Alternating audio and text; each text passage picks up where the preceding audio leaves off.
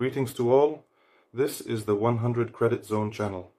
Today, I came across a remarkably large pair of binoculars in need of repair. Now, I will proceed to show you. This is the first bag, which can be set aside right away. Allow me to demonstrate how we open the binoculars.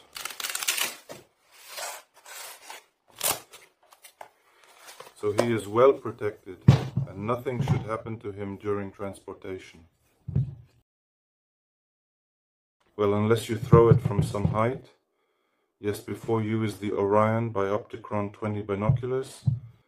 This is its magnification, and 80, the diameter of the objective lens. Look how dirty he is. Got caught in the rain, some water leaked. Well, and on the outside here, well, in a word, dirty. 4. Fully multi-coated, which means that all optical surfaces of the binocular have full multi-layered coating. Well, I don't know. Now I will disassemble it, see what is enlightened in it, what is not, whether all the lenses are glass. Well, I hope I can fully understand it.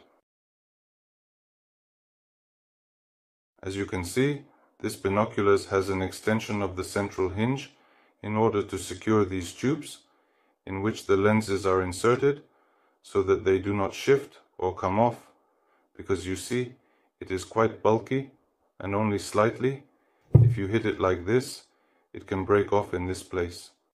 So here is such an additional attachment. And this binoculars, of course, it is desirable to attach it somewhere on a tripod, as it will be quite difficult to hold it in hands. The weight of hemp is about 2 kilograms, 200 or 300 grams. Therefore, this object is fairly heavy, and the 20-fold increase makes it somewhat challenging to perceive. First of all, I will remove these parts of the binoculars that are the largest, so that they do not interfere with me later when disassembling the part of the binoculars where there are prisms.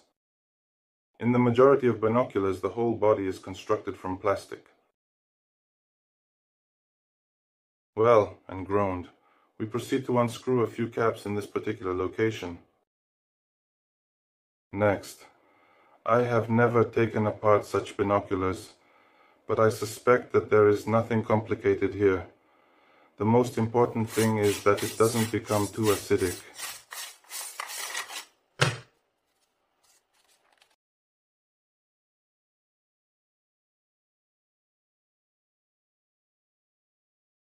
Why couldn't he unscrew it right away? Because I didn't see that there is a clamping counterweight in this place. Affirmative. When I eliminated this extra fastening, I noticed that the pipe on the left was already slightly unscrewed. I am unsure if the carving is plastic or not, as I lack knowledge regarding its composition and the material from which it is made. No, it feels like the carving is metal. In this location, in order to unwind and relax, you need to scroll in this manner, locate 3 screws, and then proceed to unscrew it using this technique, following the steps precisely. I'll tell you, I was surprised. I am pleasantly impressed that the binoculars body, where the prisms are located, is already completely metal. Even features anti-reflective caps on prisms. It provides a profound state of enlightenment for an enhanced viewing experience. Here, as you can see, the water has leaked. You will need to clean everything. At this moment, I am retrieving my glasses. There appears to be a contradiction in the information I have received. We'll tighten it a bit. Someone unscrewed it, traces are visible.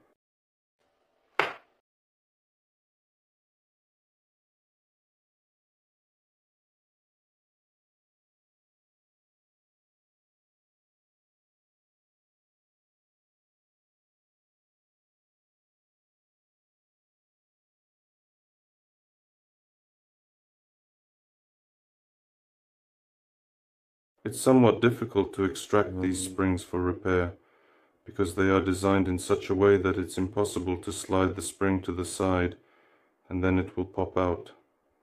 She's just put in there. So I take some. So I bend it, and then it comes out.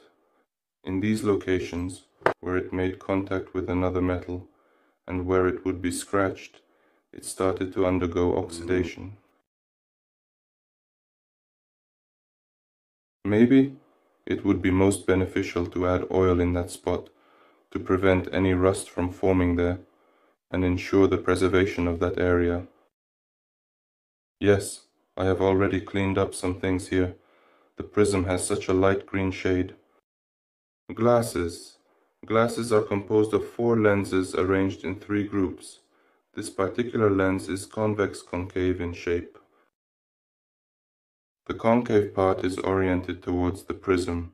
This lens is extremely clean. I do not even extract her out of here, and the nearest to the eyes is flatly curved. All lenses possess coating. Yes, I've taken out the lenses, now I'll clean them. Here, have a look, such a lens. Something is wrong with this binoculars again.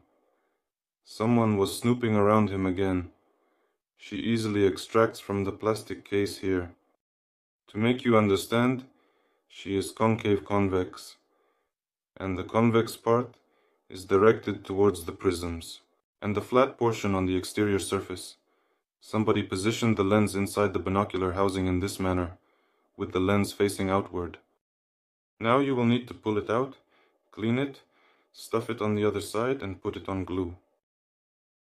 Well, you saw what a binocular from the inside. About its advantages, I can say that it has metal interchangeable caps on the objective side and a metal thread.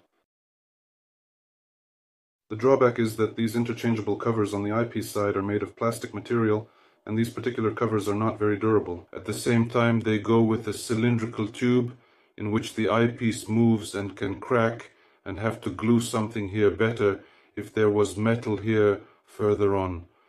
The account of the lenses, I put them already as I need.